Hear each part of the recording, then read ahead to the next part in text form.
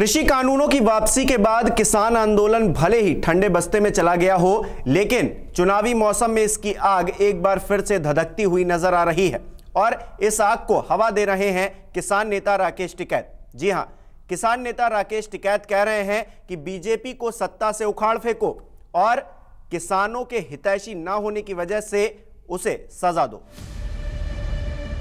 उत्तर प्रदेश विधानसभा चुनाव में किसान आंदोलन से जुड़े नेताओं की तरफ से भारतीय जनता पार्टी का विरोध शुरू हो गया है। किसान नेता राकेश टिकैत ने बीजेपी को सत्ता से उखाड़ फेंकने की अपील की है। उन्होंने कहा कि हम जनता से केवल यही कहना चाहते हैं कि किसान विरोधी बीजेपी को सजा दें। किसान संयुक्त मोर्चा के बैनर तले मीडिया से मुखातिब होते राकेश टिकैत ने कहा है कि किसान आंदोलन का सबसे बड़ा फायदा ये हुआ कि अब जब भी बीजेपी का कोई नेता गांवों में वोट मांगने जाता है तो जनता उससे जवाब मांगती है। साथ ही सभी राजनीतिक दलों के मैनिफेस्टो में किसान शब्द जुड़ गया है। उन्होंने कहा कि जिस तरह से पश्चिम बंगाल में इनको दवाई दी गई थी और उसका असर आया था, उसी तरह से उत्तर प्रदेश में दवाई देना बहुत जरूरी है। टिकैत ने कहा कि ये सरकार लोकतंत्र के मंदिर में भी झूठ बोलती है, कहती है कोरोना काल में ऑक्सीजन की कमी से किसी की मौत नहीं हुई। राकेश टिकैत हिजाब विवाद पर भी बोले। उन्होंने कहा कि ये तोड़फोड़ करने वाले लोग हैं।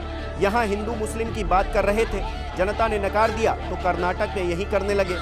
जब बीजेपी वाले हिजाब की बात करते हैं तो जनता इनसे हिसाब मांगने लगती है। वहीं किसानों के लिए क्या किया ये पूछो तो मुफ्त राशन गिनाने लगते हैं। किसान नेता ने कहा कि हमें दाम दे दो, हम खुद राशन खरीद लेंगे। बातचीत के दौरान राकेश टिकैत ने यह भी कहा कि हमारे मांग पत्र में केंद्रीय गृह राज्य मंत्री अजय मिश्र टेनी की बर्खास्तगी भी है। ऐसे में हम अपील कर रहे हैं कि हमको सुना जाए। टिकैत ने कहा कि देश में जल्द ही फिर से आंदोलन शुरू होगा। इस बार युवा आंदोलन करेंगे। बेरोजगारी और किसानों के लंबित मुद्दों के खिलाफ युवा इसका नेतृत्व करेंगे। इसके अलावा योगेंद्र यादव ने भी बीजेपी सरकार को घेरा। उन्होंने कहा कि हम किसी भी राजनीतिक दल को किसान हितैषी होने का प्रमाण पत्र नहीं दे रहे, बस ये जरूर कह रहे हैं कि भाजपा किसान विरोधी है।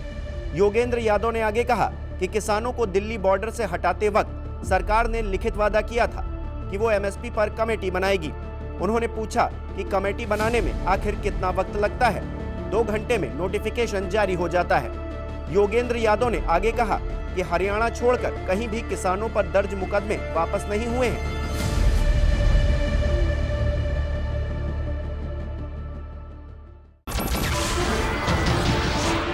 नमस्कार, मैं हूं मानक गुप्ता। अगर आपको हमारा ये वीडियो पसंद आया हो तो इसे लाइक और शेयर जरूर करें और हाँ, हमें सब्सक्राइब और फॉलो करना ना भूलें ताकि आप देश और दुनिया की कोई खबर मिस ना करें। तो जुड़े रहिए हमारे साथ और देखते रहिए न्यूज़ 24।